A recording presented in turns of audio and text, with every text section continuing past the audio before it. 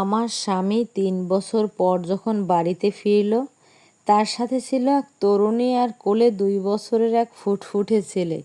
ছেলেটি তাকে আব্বু বলে ডাকছিল। আমার স্বামী আমাকে বলল সবটা মুখ বুজে মেনে নিতে। আমি কোনো চিৎকার না করে শুধু ওর হাতে তালাকের কাগজ ধরিয়ে দিলাম। আর তারপর এমন একটা জিনিস কেড়ে নিলাম যার জন্য ওকে বাকি জীবন আমার পায়ে পড়ে থাকতে হবে। শ্বশুরবাড়ির ড্রয়িং রুমে যখন আরিয়ান এসে দাঁড়ালো, তখন বাইরের আকাশটা মেঘলা ছিল।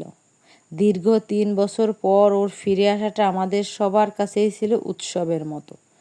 গত ৩ বছর সে লন্ডনে ছিল উচ্চশিক্ষার জন্য। প্রতি মাসে কয়েকবার ভিডিও কলে কথা হতো, কিন্তু গত ৬ মাস ধরে নেটওয়ার্ক বা কাজের চাপে তাও অনিয়মিত হয়ে পড়েছিল।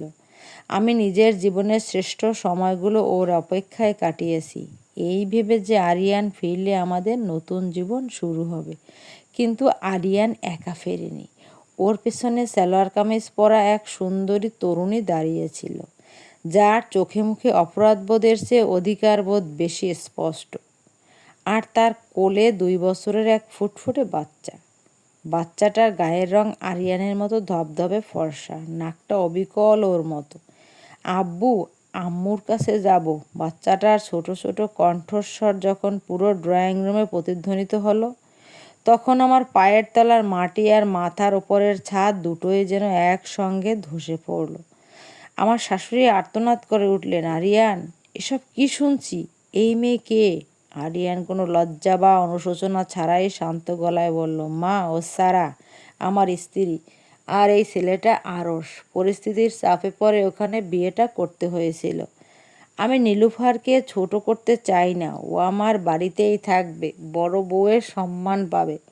নীলুফার, তুমি শিক্ষিত মেয়ে, আশা করি সবটা মুখ বুঝে মেনে নেবে। বাড়াবাড়ি করলে লস তোমারই হবে। আমার শ্বশুর পাশে বসে কাঁদছিলেন। উচ্চ রক্তচাপের রোগী তিনি। অপমানে ওনার মুখটা নীল হয়ে আসছিল। বাড়ির কাজের লোকগুলো পর্যন্ত দরজার আড়াল থেকে উকি দিচ্ছিল এই নাটক দেখার জন্য। সারা নামের মেয়েটি অত্যন্ত নির্লজ্জের মতো সোফায় গিয়ে বসলো, যেন এই বাড়িটা তাঁরই।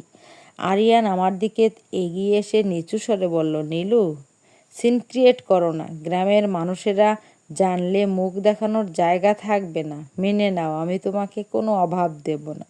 আমার ভেতরটা তখন আগ্নেয়গিরির মতো জ্বলছিল, কিন্তু বাইরে আমি পাথরের মতো স্থির হয়ে গিয়েছিলাম।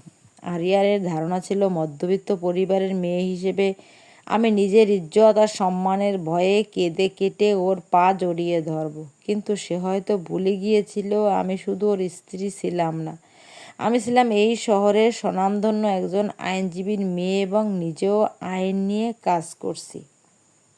আমি ধীর পায়ে ভেতরে গেলাম। আলমারি থেকে আগেই তৈরি করে রাখা একটা খাম বের করে আনলাম। এই ৩ বছরে আরিয়ানের বদলে যাওয়া আচরণে আমি কিছু একটা আঁচ করতে পেরেছিলাম। তাই সব পরিস্থিতির জন্য আমি মানসিকভাবে প্রস্তুত ছিলাম। ড্রয়িং রুমে ফিরে এসে আমি কোনো কথা না বলে কাগজগুলো ওর দিকে বাড়িয়ে দিলাম। আরিয়ান অবাক হয়ে জিজ্ঞেস করলো, এটা কি? তালাকের কাগজ। সই করো। আমার কণ্ঠস্বর ছিল বরফের মতো ঠান্ডা। আরিয়ান তাচ্ছিল্যের হাসি হেসে বলল, পাগলামি করো না নীলু। ডিভোর্সি মেয়ে হিসেবে সমাজে থাকতে পারবে না, তার চেয়ে সারার সাথে মানিয়ে নাও। আমি মুচকি হাসলাম। আমি একটা ফালতু মেয়ের সাথে মানিয়ে নিতে আসিনি আরিয়ান। আর এই কাগজগুলোতে তুমি সই করবে কি না করবে সেটা তোমার উপর নির্ভর করছে না। আমি অলরেডি একতরফা তালাকের নোটিশ পাঠিয়ে দিয়েছি। এখানে শুধু তোমার উপস্থিতিতে আমি সম্পর্কটা ছিন্ন করলাম।